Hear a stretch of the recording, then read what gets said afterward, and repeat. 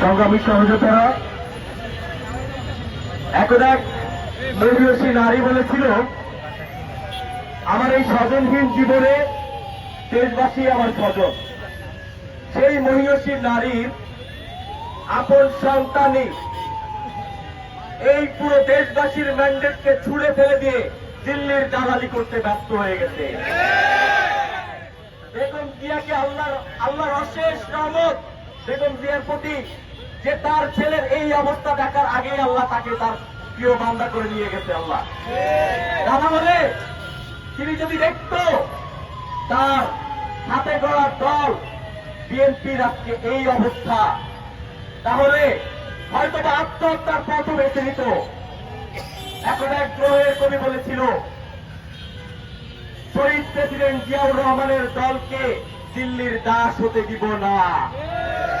সেই গ্রহের কবিকে বাংলাদেশের বুকে বাঁচতে দেওয়া হয় নাই। আজকে আমরা দেখতে পাইতেছি, বারবার এখানে বলা হয়েছিল বাংলাদেশের প্রধানমন্ত্রী সালাউদ্দিন আহমেদ, কারণ ওখানে একটা পুতুলকে বসায় রাখা হয়েছে। সেই পুতুলের একমাত্র কাজ হচ্ছে টেবিল সাপটানো। কারণ তার মুখের কথা বলে স্বরাষ্ট্রমন্ত্রী, তার মুখের কথা বলে আইনমন্ত্রী, তার নিজের কোনো কথা নাই। সে তো আসছে এই বাংলাদেশে শুধু বেগম জিয়ার সন্তান হিসেবে নিজের ফেসটা দেখানোর জন্য।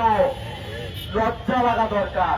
চট্টগ্রামে জনসমাবেশে প্রত্যক্ষ লাখ লাখ মানুষের সামনে, মিডিয়ার সামনে বলেছিল গণভোটে সবাই হ্যাঁ দিবেন। সেখানে আমরা যখন নির্বাচনের ক্যাম্পেইনে, যখন গণভোটের ক্যাম্পেইনে যাচ্ছিলাম বিভিন্ন রুট এরিয়াতে, রিমোট এরিয়াগুলোতে, সেখানে দেখছিলাম বিএনপির রিমোট এরিয়ার নেতা কর্মীরা বলতেছিল গণভোটে সবাই না দিবেন, সবাই না দিবেন, মুখে মধু অন্তরে বিষ দেবেন।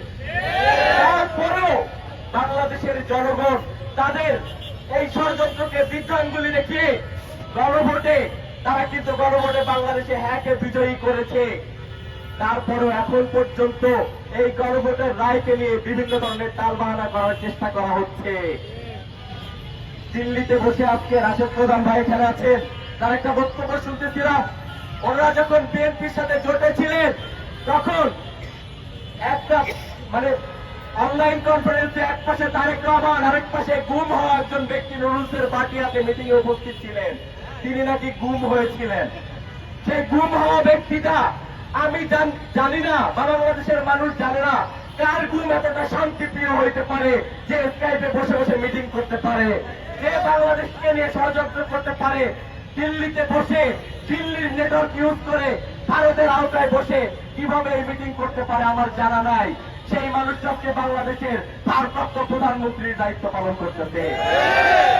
আমরা বলতে চাই, আজকে আতিক আছে, হাত হারানো আতিক আছে, আজকে জুলাই গুলিবিদ্ধ মোস্তাফিজ সে এখানে অনশনে বসেছে, আজকে আমাদের 3 ভাই অনশনে বসেছে। জুলাইয়ের শুরুটা কিভাবে হয়েছিল আপনারা মনে রাখেন। দেশের তখন কিন্তু এই পর্যন্ত আসে নাই, শুধুমাত্র চাকরিতে ওটা কোথা বিলোপের জায়গাটা কোন পর্যায়ে পৌঁছায় গেছিল। আজকে আমাদের আন্দোলনটা কিন্তু শুরুই হইতেছে জুলাইয়ের জনরায়কে বাস্তবায়নের ম্যান্ডেটকে নিয়ে। তো আপনারা কিন্তু পালানোর পথ পাবেন না, আপনারা কিন্তু পালানোর পথ পাবেন না। হাসিনাকে এই পথ তৈরি করতে 17 বছর টাইম লাগছে, আপনাদের তো এখনো 2 মাসও হয় নাই। আপনারা পালায় কই যাইবেন? তারেক রহমান না হয় গেল লন্ডনে, সালাউদ্দিন আহমেদ গেল ইন্ডিয়ায়, রিমোট এরিয়ায় যে নেতা কর্মীদের পাওয়ারের তাকানো দেখতেছে না তাদের দিকে, আপনারা আবার কই যাবেন? কোন জায়গায় পালাবেন আপনারা? পাসপোর্ট ভিসা ঠিক আছে তো, নাকি পাসপোর্ট করার টাইম এখনো পর্যন্ত হয় না?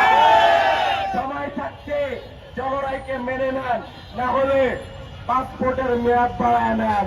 যাদের পাসপোর্ট হয় নাই তারা পাসপোর্টের আবেদন করে ফেলেন, কারণ বলা যায় না সবার জন্য ভারত থেকে হেলিকপ্টার পাঠাবে না, সবার জন্য দিল্লির ব্যবস্থা থাকবে না। আপনাদের নেতা আবার লন্ডনে চলে যাবে, আপনাদের কি হবে? তাই সময় থাকতে বাংলাদেশের জনরায়কে সময় থাকতে থাকতে মেনে নেন।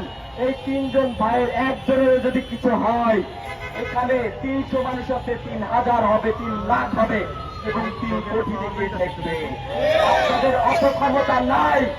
খুনে হাসিনা কয়েকবার মোদী বিরোধী আন্দোলন, শাপলা ট্র্যাজেডি থেকে শুরু করে কয়েক দফায় তার পতন দেখিয়েছে বিভিন্ন ধরনের কুটচাল দিয়ে। আপনাদের এই কুটচাল হওয়ার মতো বয়স হয় নাই। তার প্রমাণ, আপনাকে শিশু মুক্তিযোদ্ধা করতে ব্যস্ত হয়ে গেছে আপনার সংসদের নেতা কর্মীরা। ধিক্কার জানাই, আপনি যে গ্রুপ কমিশনে গেছে আপনারা, সেটার ব্যাপারে আপনারা কথা বলতেছেন।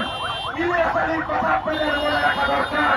সেই ইলিয়াস আলী কি আজকে সংসদ সদস্য থাকা অবস্থায় সেখানে কিভাবে এই অত্যাদেশের ব্যাপারে তার হ্যাঁ এবং নায়ের জায়গায় তার ভোটটা নাতে পড়ে আমার বুঝে আসে না।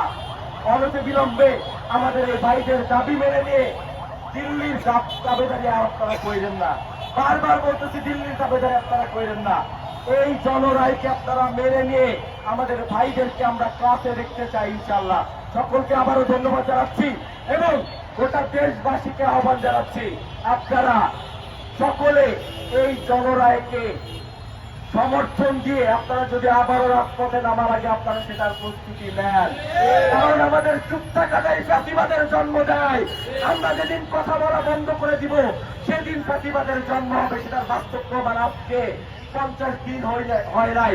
তারা বিভিন্ন কথায়, কাজে, কর্মে, বক্তৃতায় তারা ফ্যাসিবাদের মূলোৎপাদন করে চলেছে। আপনারা দেখতে পাচ্ছেন। আপনারা আর চুপ থাকবেন না। যে যার যার জায়গা থেকে কথা বলা শুরু করেন। একজন শিক্ষকের জায়গা থেকে কথা বলা শুরু করেন। একজন শিক্ষার্থীর জায়গা থেকে কথা বলা শুরু করেন। একজন ইনফ্লুয়েন্সারের জায়গা থেকে কথা বলা শুরু করেন। একজন জার্নালিস্ট। আপনারা সরকারের দাবিদারি করেন না। আপনাদের মেন কাজ হচ্ছে ক্ষমতাকে প্রশ্ন করা। আপনারা সেই ক্ষমতাকে প্রশ্ন করেন। আপনারা জায়মা রহমানের এয়ার রিং কি দিয়ে বানানো হয়েছে, এইটার জন্য আপনাদেরকে সাংবাদিক বানানো হয় না।